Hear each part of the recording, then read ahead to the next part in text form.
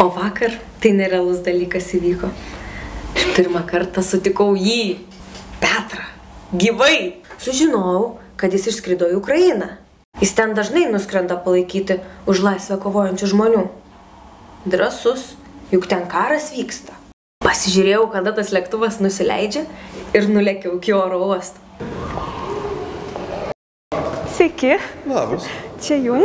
Mes čia filmuojam video vlogą. Aš norėjau jūsų paklausti, ką galvojate apie dabarties įvykius Ukrainoje ir kaip vertinat ateities įvykių raidos perspektyvas? Ačiū, Gabrielė, kad tu taip domiesi nuoširdžiai. Ukraina, aš manau, visiems jinai mums turi rūpėti. Situacija yra įtempta, ypač rytuose, kur separatistai nori destabilizuoti valstybę. Bet mūsų pagalba, mūsų žmonių geri jausmai Ukrainai, aš manau, gali viską pakeisti. Kas čia? Gabrielė, palaukit.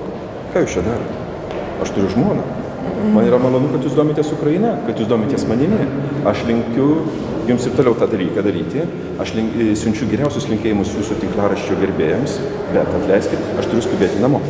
Sudie. Prisidirbau truputį, ne? Bet ką žinau, kelių tai juk nenumetė. Gal viskas gerai bus, ką? Tai štai mano nuotykiai su Petru. Jisai sakė, kad džiaugiasi, jog juo domiuosi. Man atrodo, mes dar tikrai susitiksim.